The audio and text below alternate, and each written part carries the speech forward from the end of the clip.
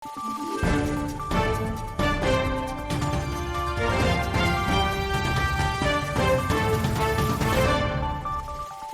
araw, Pilipinas! Ito ang Valiente News hatid sa inyo ng Office of the Vice President.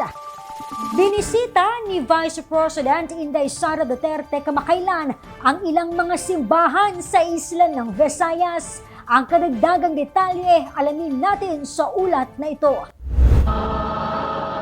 Sinuyod ni Vice President Inday Sara Duterte ang ilang simbahan sa Kabisayan kamakailan.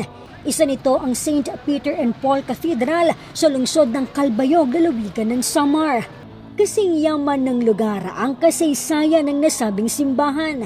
Ito kasi ay isa sa mga kauna-unahang simbahan na itinayo sa isla ng Visayas noong 1840.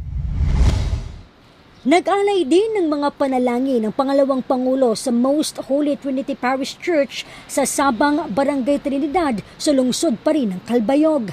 Ang simbahan ay isa sa mga dinarayo ng mga debotong Katoliko. Itinatag naman ito noong 1961.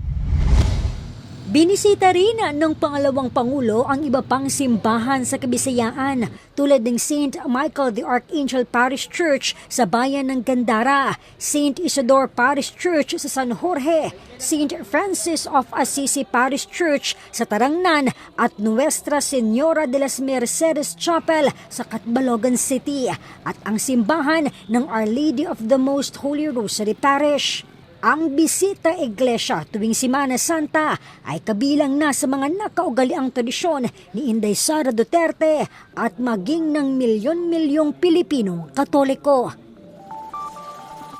Abangan ang iba pang mga balita dito lamang sa Valiente News. Ako si Claudette Loreto para sa makabuluhan, naninindigan at matapang ng mga ulat at impormasyon.